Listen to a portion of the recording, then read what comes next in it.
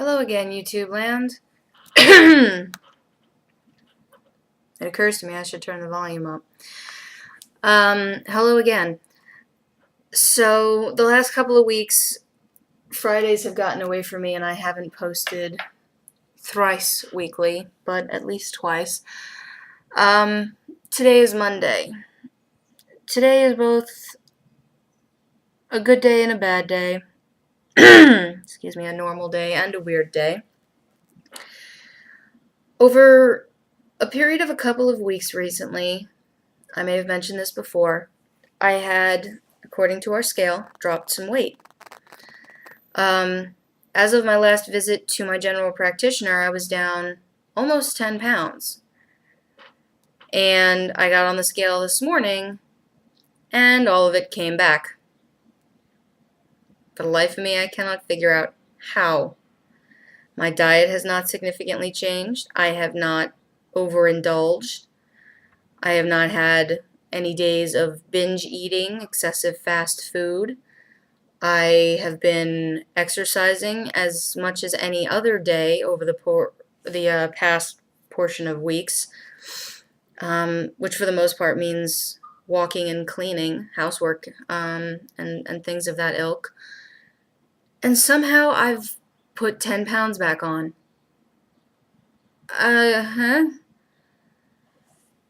So, as of tomorrow, I'm calling and talking to my doctor again and saying, look, obviously something else is going on here. If all of my blood work is fine, if all of my labs come back the way my labs should, something else has to be unaccounted for because I'm eating healthier. I'm eating less, calorically speaking. And what I am eating, I'm intentionally making significantly more nutrient dense.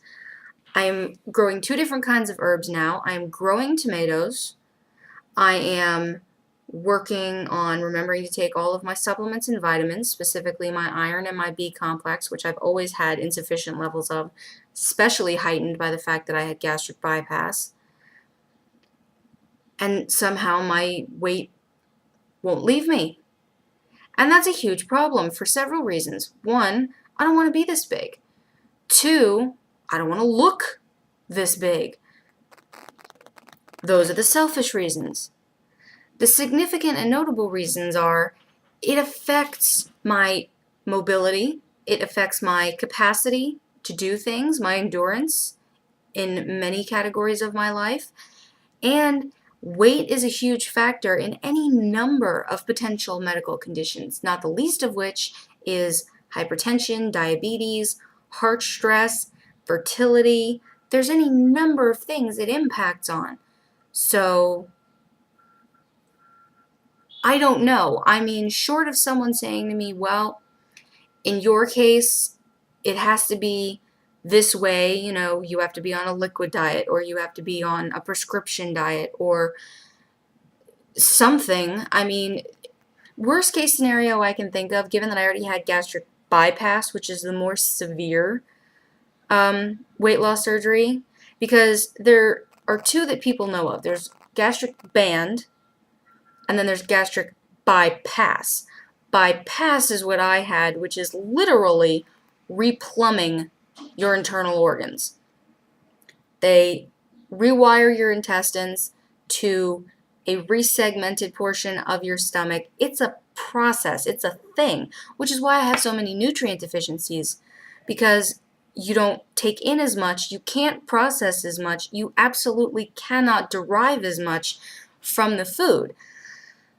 Gastric band, which some people, if they follow tabloid news and entertainment news and gossip news, several celebrities have had it, the most notable probably being Sharon Osbourne. That's literally a band, a plastic, surgically implemented and removable plastic band that goes around the upper edges of your stomach near where it meets the esophagus juncture, and that's where they tighten it.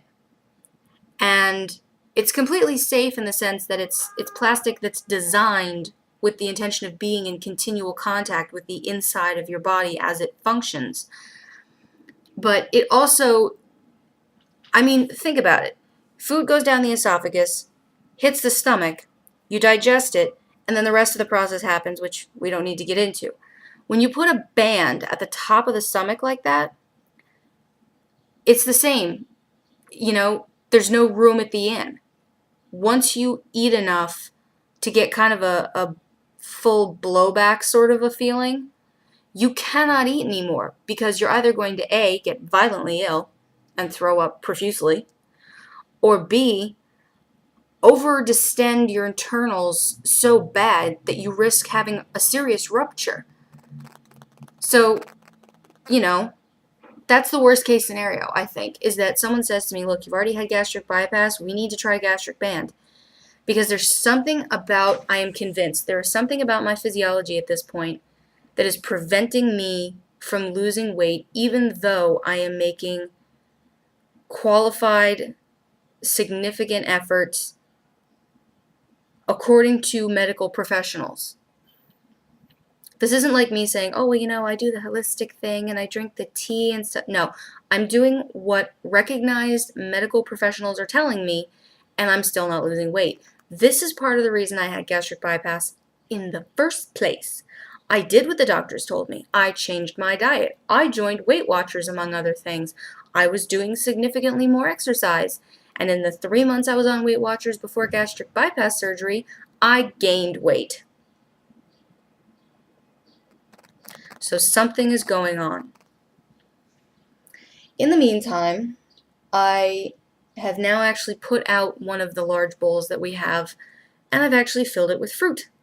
So it's sitting on our coffee table. So from now on, I'm going to try and keep that well stocked because that's just prudent. I mean, if I'm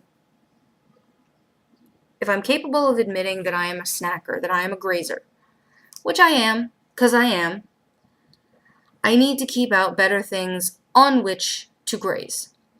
As much as I love any number of types of chips and salty products, pretzels and the rest of their ilk, you can't be constantly munching on that crap. You can't, because it is crap.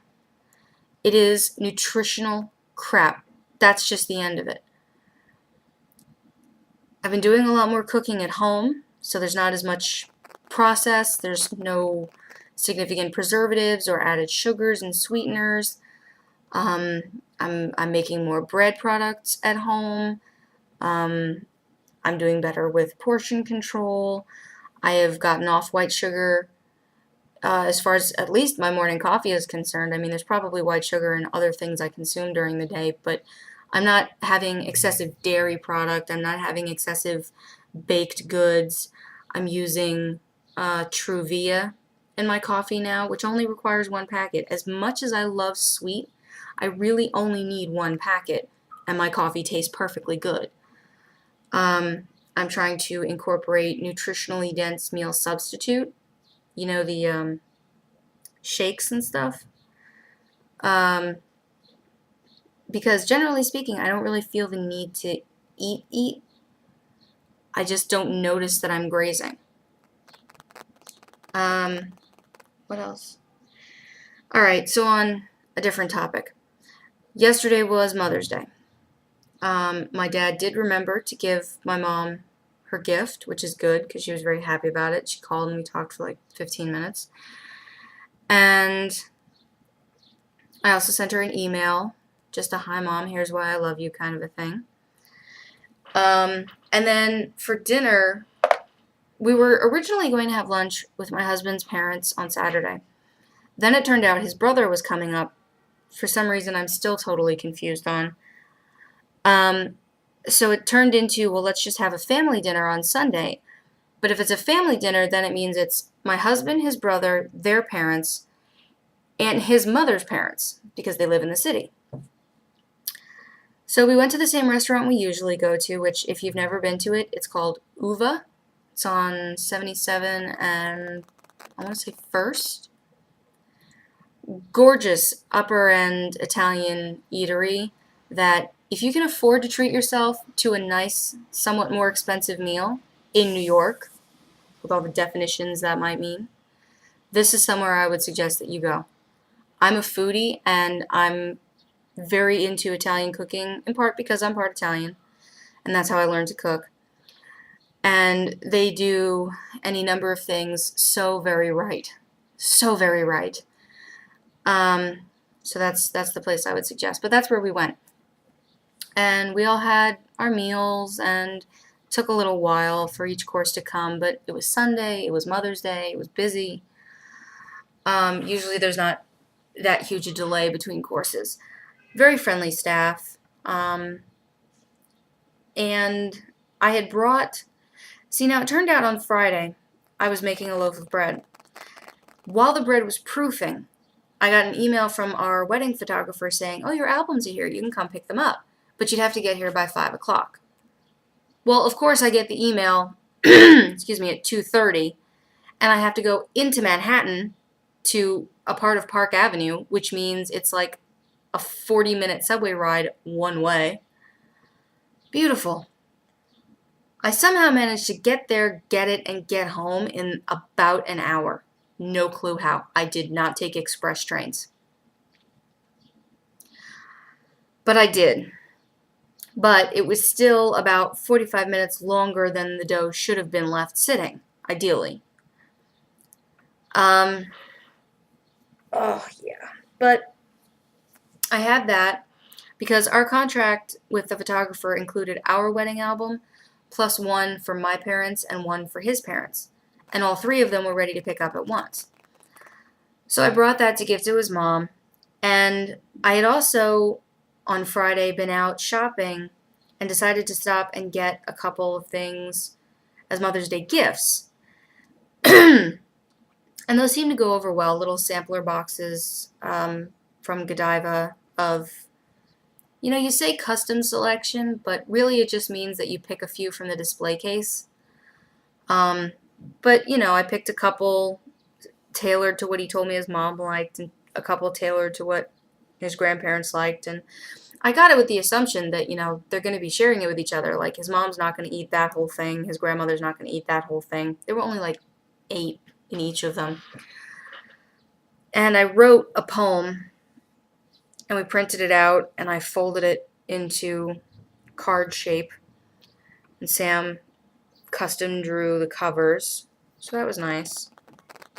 But I think the big thing for me, aside from the fact that generally speaking at family meals, I find that his family doesn't really ask me questions. Like, we get together, and this probably happens to a lot of people who have in-laws. You go with your partner, and their family wants to know about them. They want to know what's going on with them, how's work, how's their life, how's their school. They don't necessarily talk to the partner that much. And it's, from my perspective, it's like that with Sam and I. Throughout the entire night, I was asked 2 direct questions, both of them by his mother, one of which wasn't about me, but my maid of honor. So, whatever. But I was talking to his mother on the walk back to the train, a couple blocks up, and I had said, someone had mentioned to me on Facebook, like, "Oh, what are you doing for Mother's Day?" And I had mentioned what was going on, and I told her, I said, this is what I told him. I said, I'm one of the lucky ones. This is my first Mother's Day having not just my mom, who's technically my stepmom, but also a mother-in-law and further out. And that's, kind of huge. But I had told them, this is what I was telling my mother-in-law. I said to her, I told my friends I'm pretty lucky because I get along really well with my mother-in-law. I really actually like her as a person because, she's very quiet and she's funny and she's very laid back and, very easy to get along with. And she seemed quite pleased to hear that. And she even said to me, well, I think you do a very good job as a daughter-in-law. I got very lucky in that sense, too. And I thought that was really nice. I mean, there are plenty of members in my own family who just don't care for me whatsoever. So for additional family I've taken on since then to get along with me, that's pretty big. All right. Having not posted on Friday, I've spoken significantly longer today. I apologize. Hopefully I'll get back to briefer postings in the future. If anyone has any suggestions, recommendations for doctors or specialists to see, or dietary changes you think I might not have thought of, please feel free to post them in the comments. I'm happy to read them. Hope you all had a good Mother's Day.